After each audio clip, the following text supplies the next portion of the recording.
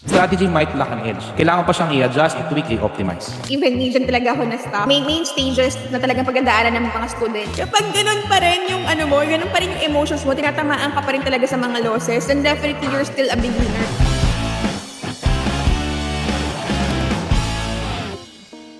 The main problem kasi with stage 1 and 2 is the first part of being a trader, creating your edge. Meaning, profitable strategy that has been working for years. Strategy might lack an edge. Kailangan pa siyang i-adjust, i-tweak, i-optimize. Coach Lady, ikaw, do you have any insights regarding these stages? Even dyan talaga ako na-stop. May main stages na talagang pagdadaanan ng mga students is number 1, if you're still a beginner, if talagang tinatamaan ka pa rin talaga ng anxiety, if you're not still comfortable with the drawdown, di ba? Pag nakikita mo yung pula dyan sa sa trading account mo and you feel like na parang kinakabahan ka, nagpapawis yung mga kamay mo, tapos galit ka na sa asawa mo, sa anak mo, pati yung aso nyo, gusto nyo sipain. Kapag ganun pa rin yung ganun pa rin yung emotions mo, tinatamaan ka pa rin talaga sa mga losses, and definitely you're still a beginner. Kasi for most people na nakikita ko sa trading sobrang daming basher sa Facebook, TikTok, sa social media, na parang ang galing-galing nila. Honestly, yung strategy, it's everywhere. You can have your own strategy. It's very subjective naman yung market. Hindi ibig sabihin na tama ka, mali na ako. Sometimes pares tayong tama. It depends on how we will be able to handle our emotions.